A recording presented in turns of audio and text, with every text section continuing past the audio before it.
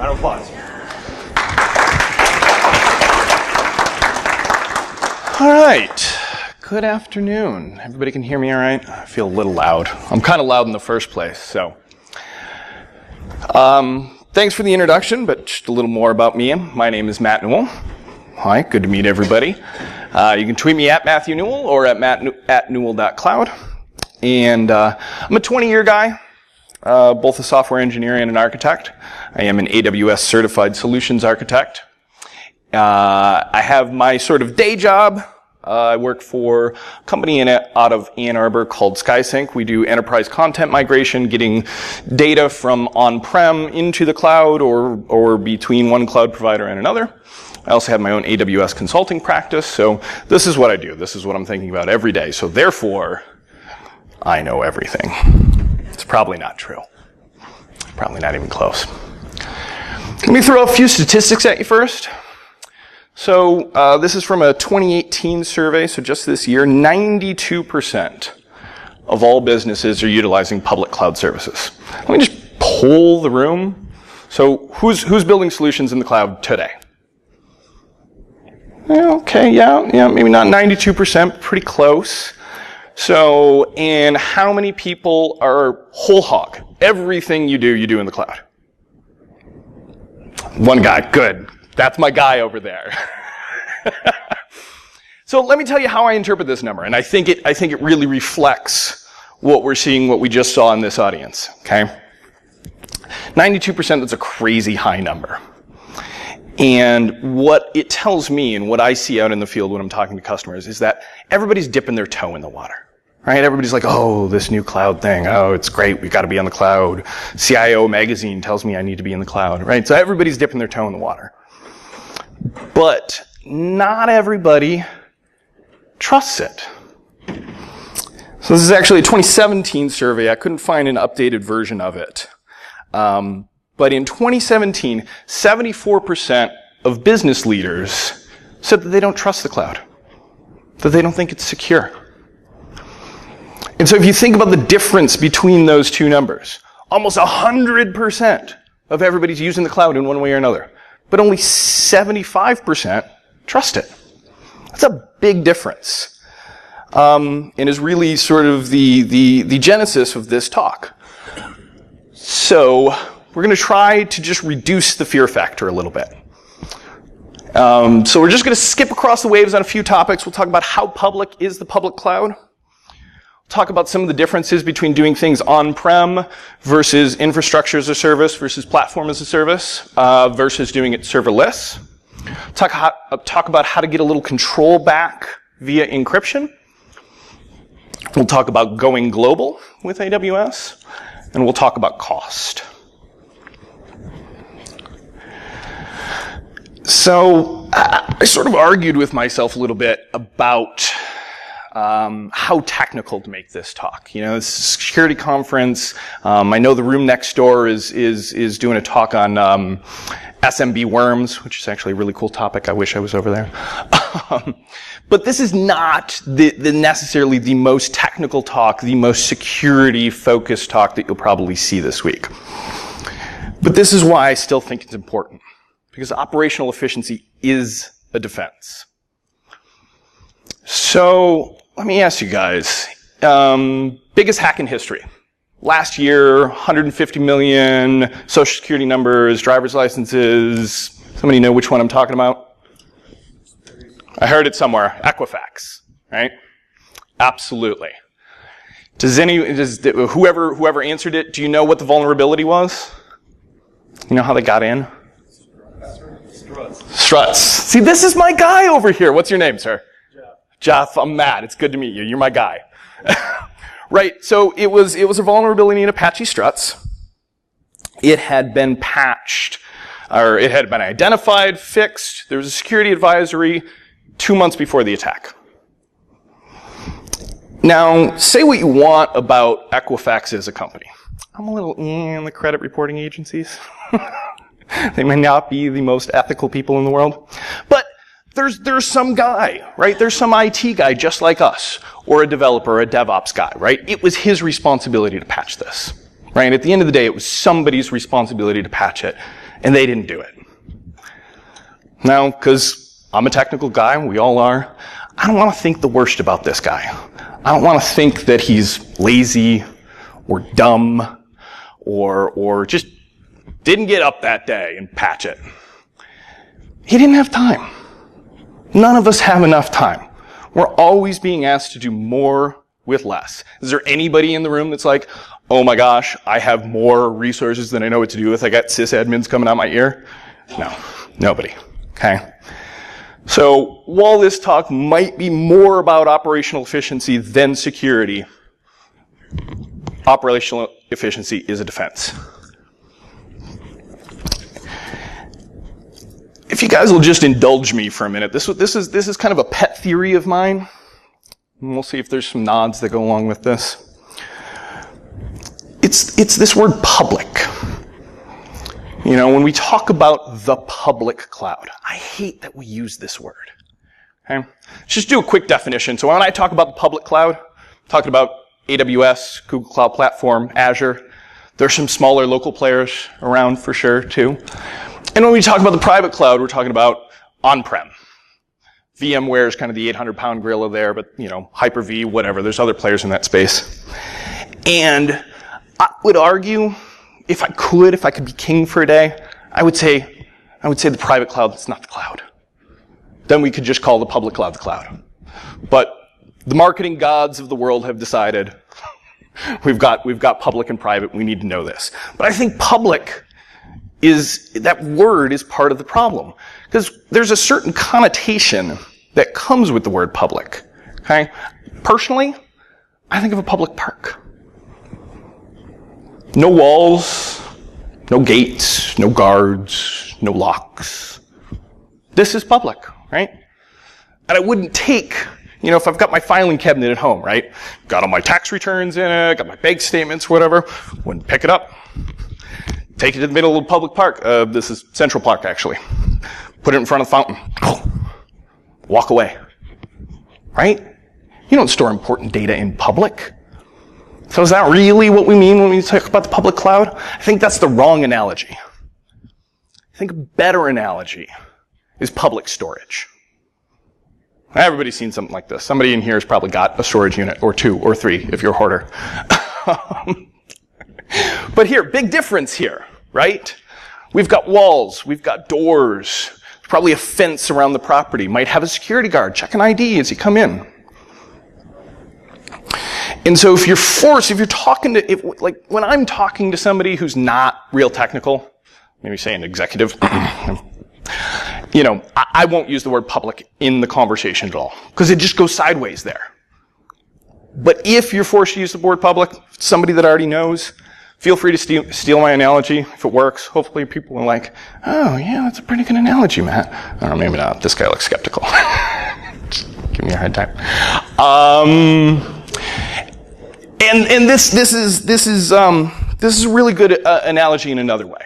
Okay, when we talk about moving things into the cloud, AWS calls the division of labor between what you're responsible for and what AWS is responsible for. They call this the shared responsibility model. That's actually exactly what we have with our public storage analogy, right? So Joe's public storage, they're responsible for the walls, the doors, the security guards, right? The fence around the property. Joe provides all of that to you, okay? But we provide the lock. I'm the only one who has the key to that lock. I put that lock on the door. And if someone out here, if you've got a storage unit and I've got a storage unit, I can't get into yours and you can't get into mine. And again, to just harp on the same point, that's the opposite of public. It's private.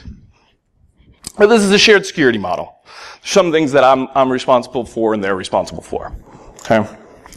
So let's put this into a little bit of more detail, more practice. Got an architectural model here. Everybody's seen one. Everybody's got one. I'll still go through it real quick just so we know we're talking about the same thing. So we've got our facility, right? Base level, work bottom up. We've got our facility.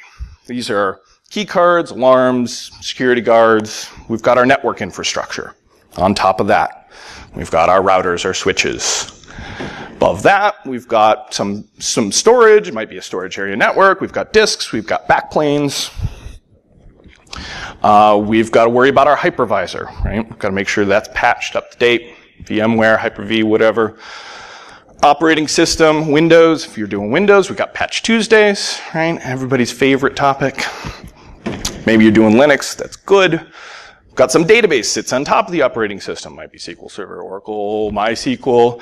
Some runtime, .NET, Java, Ruby, Node, whatever. And then on the very tippy top, you've got your application, right? Might be your code, might be some off-the-shelf product that you're using. Architectural model, right?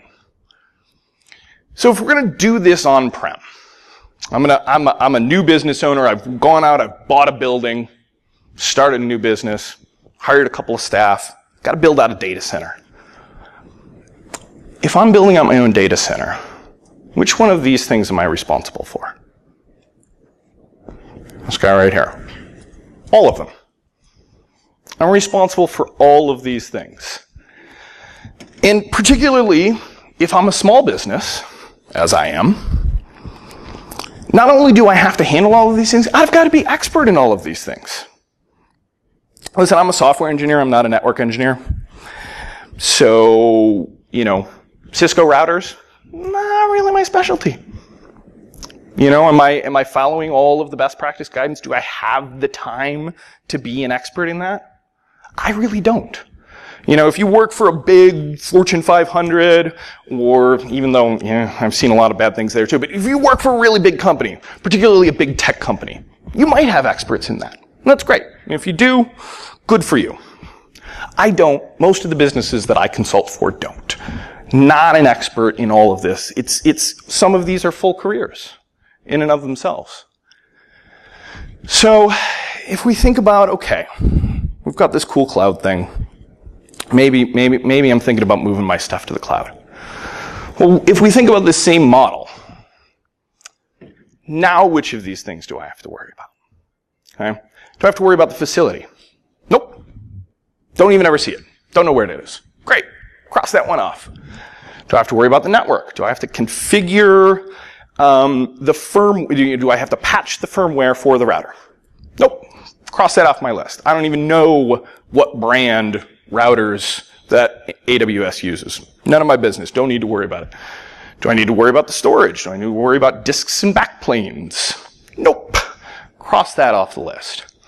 Do I need to worry about patching the hypervisor? Nope. Cross that off the list. So just by moving to the cloud, I can cross off half that list. Now I only have to be expert in those top 4 layers. I can focus my efforts. I can take that same amount of time, only 24 hours in a day. I can take that same 24 hours in my day and focus on half as much. Now here's the problem. We're all technology professionals. We're all security professionals, right? So I say this with love, being one myself. We're kind of control freaks, right? Giving that up and saying, ooh, I'm going to trust somebody else to manage this for me. That's a hard thing for us. But what we need to realize is that we already do this kind of thing every day. We're just moving where we draw the line. Who writes their own router firmware? Oh, not even? Oh, no, right? Nobody writes their own router firmware. That's ridiculous, right? We trust Cisco to do that. We trust F5 to do that. We trust Juniper to do that. Right? We're not experts in that. We don't have time for that. So we're already trusting somebody. It's just a question of where we're drawing that line. Right? And we have to do this, back to operational efficiency, we have to do this because we're being asked to do more with less. Right? Next year, we've got to maintain twice as many servers as we did this year. And how many more staff do you get? None. We've got to move this line, this balance between control and trust. So let's work this a little farther, because we're not done. There's more that we can do here. Well, let me do a couple more definitions. I know everybody loves definitions, but make sure we're all on the same page. So we've got to talk about infrastructure as a service versus platform as a service. Okay? In infrastructure as a service, this is really the building blocks of the cloud. Okay? This is just your base VMs, your base storage. Excuse me. In AWS, this is their Elastic Compute Service, EC2, and S3, their simple storage service, right? And this is sort of most analogous to doing things in your own data center, right? Today, there are very few people building things on bare metal. Everybody's got VMware, whatever. Totally analogous. You can take exactly what you're doing in your data centers today, move it onto EC2. Really, you can do it like you might end up with a different IP address, right? If you had a really simple solution. That might be the only change you need to make. Versus platform as a service is at a little bit of a higher level. Okay, these are sometimes called managed services. Okay, often these, when we think of just, and there are hundreds. AWS is something like 250 services. I'm talking about 2 here, or 4 on this slide. But often, when we think about these, we think about databases or cache, right? So if you've got an on-prem MySQL, and you want to move that into a managed service, into platform as a service, you can use Amazon RDS for that. They provide you the database. They manage the database for you. Okay? Or if you've got an on-prem Memcache D, you can move that into AWS Elasticache. Okay? And this is still pretty simple to do, but there can be minor architectural adjustments that have to be made. At the very least, you're going to have to change your connection strings, right? But depending on exactly what your architecture is, certainly it's simpler to do platform, or simpler to do infrastructure as a service, but perhaps some more benefits as if we do platform as a service. Oh, those are mouthfuls. Okay, so we already saw this slide actually, but I've just relabeled it. Last time I was a little lazy, I just called it cloud. What I really meant was, this is infrastructure as a service. If we just go with VMs in the cloud, this is what we're responsible for, right? Everything in orange. If we go to platform as a service, we've reduced this even farther. Okay? If we think of the RDS example, a managed SQL database, now I don't have to worry about the operating system that runs on. AWS manages that for me, right? So no more Patch Tuesdays on that server. Yeah, well, doesn't that sound like fun, right?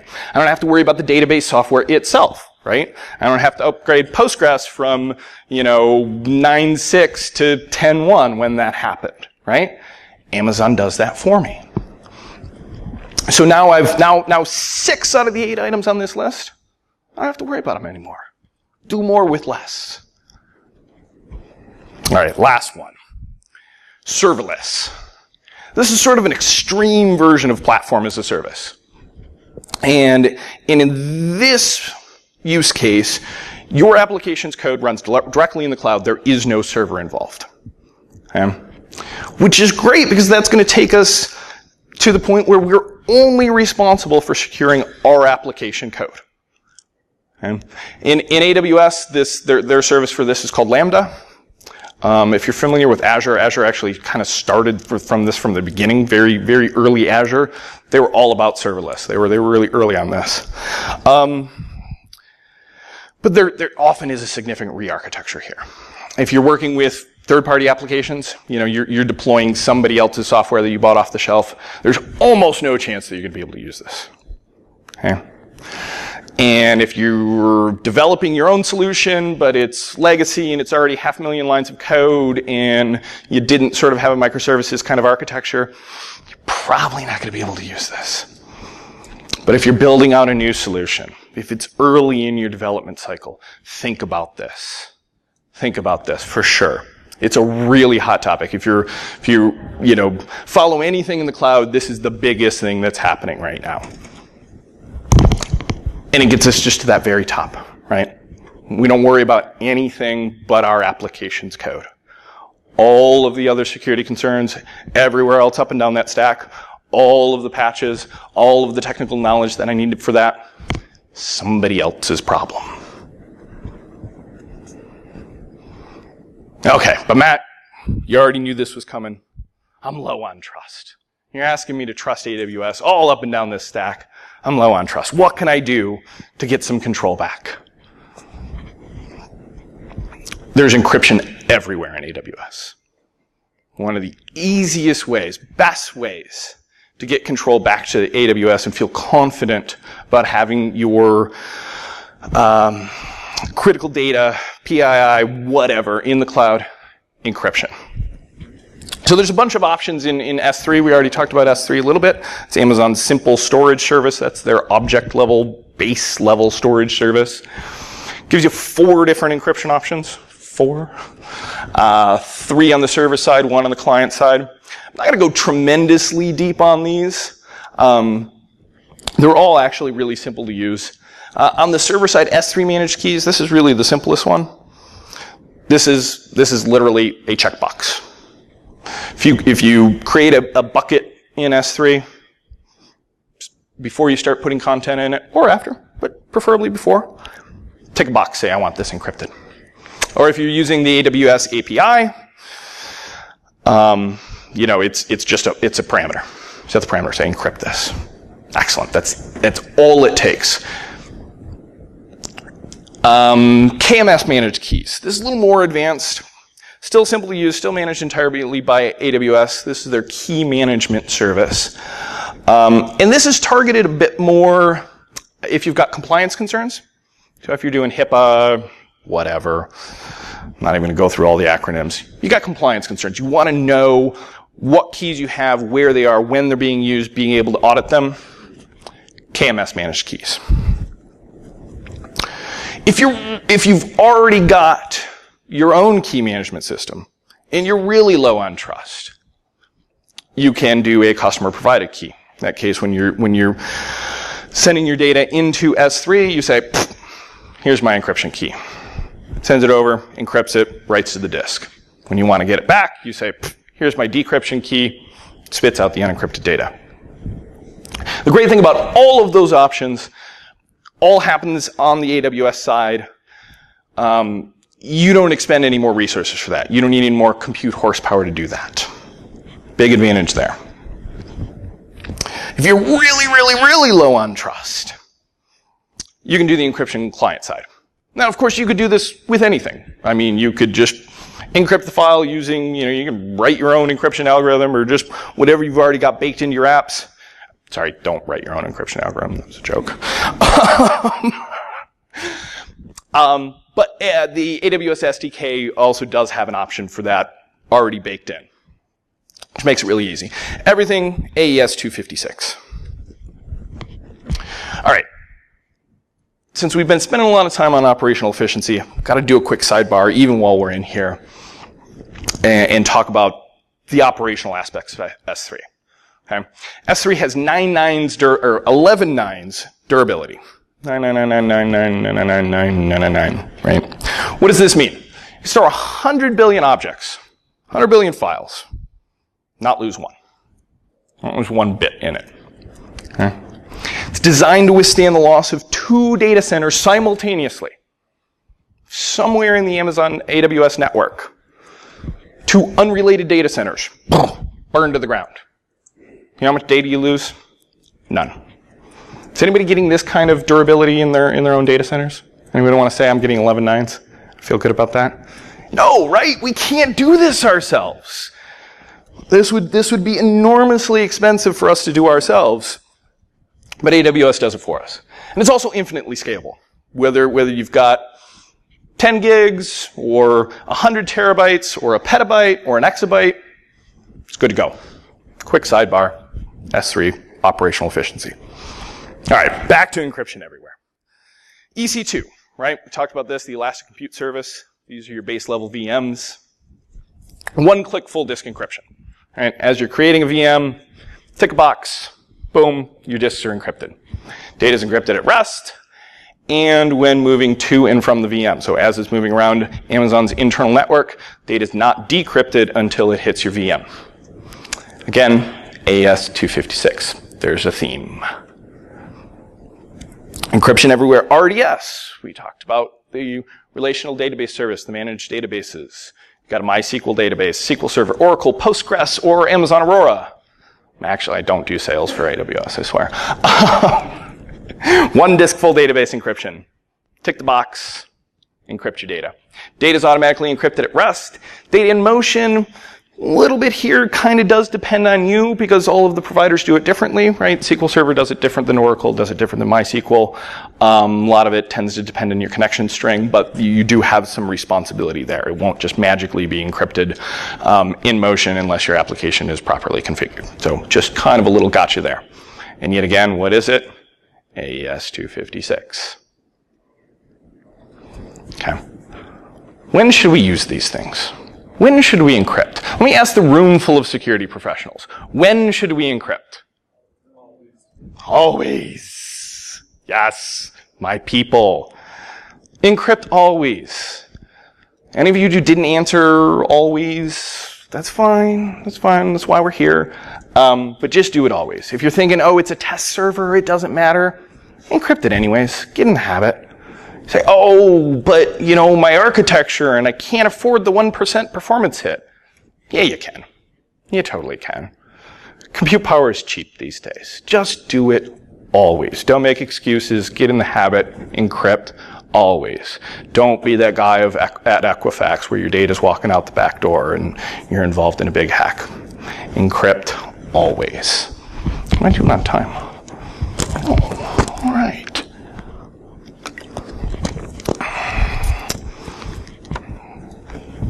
Okay, let's talk about going global. Glowing global. Practice that one 100 times, I still can't get it right. Going global. Again, this is one of those things where you might go, okay, how is this about security, Matt? What does this have to do with security? Let's come back to this. You guys sick of this model yet? It's the last time, I promise. Let's come back to this model. Has anybody had this happen? This happens to me more than I want to admit. CEO comes down to wherever IT lives. We're usually in the basement, right? Off in a corner. CEO comes down, said, hey guys, we've got to increase revenues by 50% next year, or 100% next year, or 250% next year. Anybody work at a startup? 250% is not. Right? That's a conversation I've had. We've got to increase revenues next year. So we're going to Europe. Yay! We've already leased an office. We've hired out our European sales team. So, you know that data center that we've got in the US? Yeah, now we need one. Now we need one in the EU. Well, why can't we just use the one in the US? It's an easy answer. Who knows the answer to this? Why can't we just use our data center in the US? One word. Nobody? Close. Yeah, I was going with compliance, but somebody said GDPR. So, same thing, right? GDPR, compliance. Yeah, if you're storing any customer data. I mean, you could talk to your lawyers about this, whatever, but here's my rule of thumb. If you're storing any customer data, and you've got customers in Europe, don't store it in the US. Okay? So our CEO came, got to increase revenues 100%, got a new European office, go build a data center in it. Oh, great. Where do I start this again? I start this whole thing over. And even worse, 3 years ago, I had a CTO, CIO, whatever the executive in charge of your hardware may be. 3 years ago, I had a CTO, Cisco guy. Cisco's out in the hall. I don't know if anybody's in the room. He's a Cisco guy, right? All of our network stack, all Cisco, right? Okay, well, he quit. And now we've got a new CTO. And now I've got to build up this new data center somewhere in Europe. Well, new guy's a Juniper guy. So not only do I have to rebuild all of this, I have to rebuild it differently because he's not going to let me buy any Cisco hardware. Right? So it was hard enough for me to be an expert. I'm not a network engineer. It's hard enough for me to be an expert in the Cisco equipment that I have here. Now I've got to be an expert in the Juniper equipment in Europe, right? And worse, I'm the senior architect. You know, now I got to jump on a plane and live a month in Berlin or London or wherever while we spin this thing up. I don't want to do that. I don't want to do any of that. That takes me away from spending time on the really hard security problems. So I'm just building out hardware. Okay? So how does AWS solve this problem for us? Well, it's globally homogeneous. Okay? Which is to say, all of the AWS regions behaved the same, right? Use the same tools, they have the same infrastructure, they have the same patch levels, just to kind of, give that a word, right? They've done all of the same security practices on all of their hardware everywhere in the globe. So if I've embraced the cloud and I've built out my stack in the US, I can take that in minutes, and I can have that same stack in the EU. And then in a couple more minutes, I can have that same stack somewhere in Asia, right? They've got 15 regions all over the world, something like that. Anywhere it needs to be can be there in minutes. Little caveat, I just put mostly on there. As well, it is all homogeneous eventually. All of the new stuff does get rolled out in what they call US East 1. That's their region in Northern Virginia, sort of where everything happens first, and then it spreads out. But within, 3 to 6 months, everything that you can get in the US, you can get everywhere else in the world.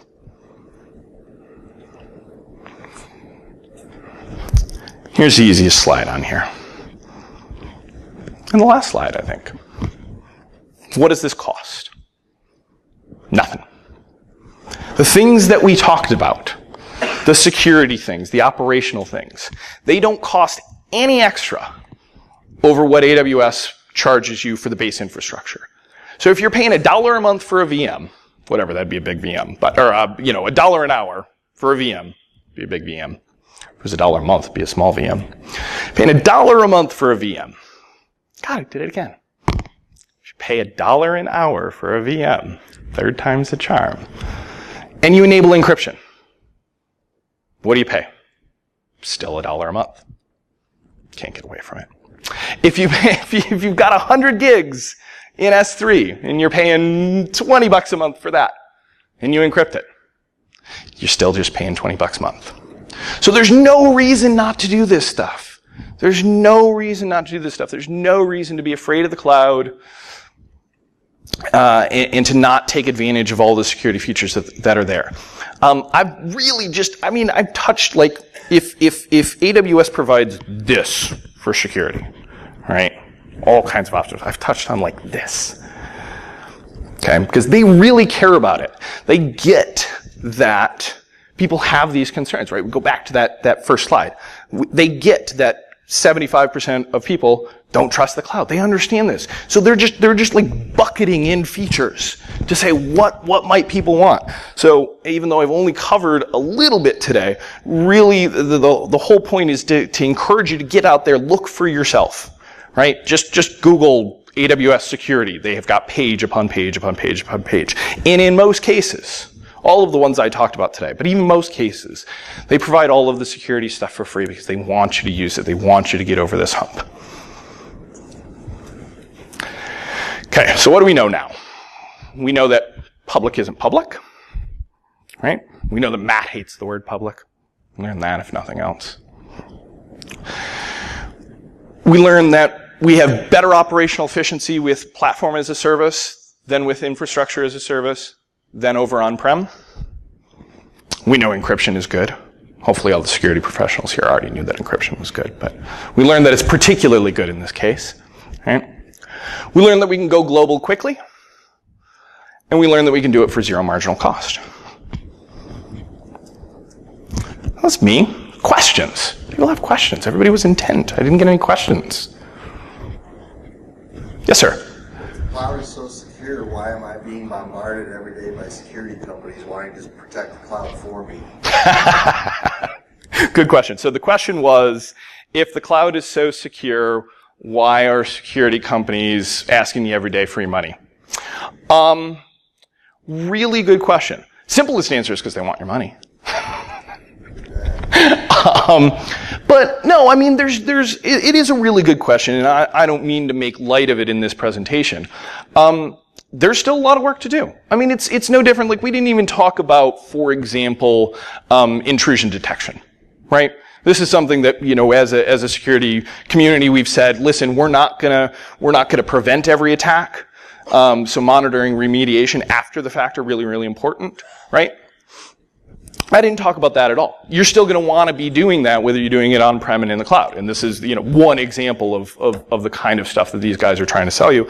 And it's I thumbs up to them. I mean, there is more than we need to do other than just what I talked about here. Other questions? Yes, sir. What's the if there's any differences between Amazon, Google, Microsoft, are there any major differences in what they can do or? Really, really good question. Certainly at the level of detail that we got into here today, I would say I used AWS just because I didn't want to be switched back and forth, and I know AWS well. Everything that we talked about today, all three of the big providers are doing. Absolutely. So if you're an all Microsoft shop and you're like, Azure, cool, use Azure. Do this same stuff in Azure. Absolutely. Other questions? Yes, sir. What about third parties that are putting your data into the cloud and some compliance checks? Is there just a checklist that you can say, these are the things that you should have implemented? Does Amazon publish something like that? They do. If you Google AWS compliance, there is a whole page, pages upon pages upon pages that talk about compliance. Whether it's easily digestible in a checklist that it would ask a third party, like you're talking about like Box or Dropbox, right? I'm going to use Dropbox. I want to make sure that I know what they're doing with my data. More like a service that's maybe managing your policies, but they're storing your customer PII in the cloud. Yeah, I can't think if there's a good checklist. Tweet me, email me. I will send you. I will look and send you a few links and see if any of them stick. Try and be a little helpful. It's one thing if I'm doing it. Right. It's another thing if I'm asking somebody else and then they're going out and doing it. Where is it? There it is.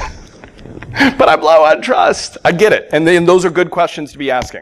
Absolutely. I mean, how am I doing on time? Where's my guy? Am I doing on time? I'm good? I'm good. Okay. In my day job, right, we're migrating content from on-prem into the cloud, right? So we move content, from an SMB share, into Dropbox, right? This is typically what we do. And then 3 years later, we've got to move that data back out, right? We talked about CTO changeover, right? Oh, you get a new CTO. Oh, now we want to do, Office 365, SharePoint Online. So now we've got to move all of our data from Dropbox to Office 365. The reason I bring this up is because people are never thinking about the next step. They're always thinking about, how do I get in the cloud? Okay, great, I'm there. Good. What about the next step? How do I get back out? Do I still own that data? Is that my data? What if it's 100 terabytes? What if I got 100 terabytes in Dropbox? How do I get that back out?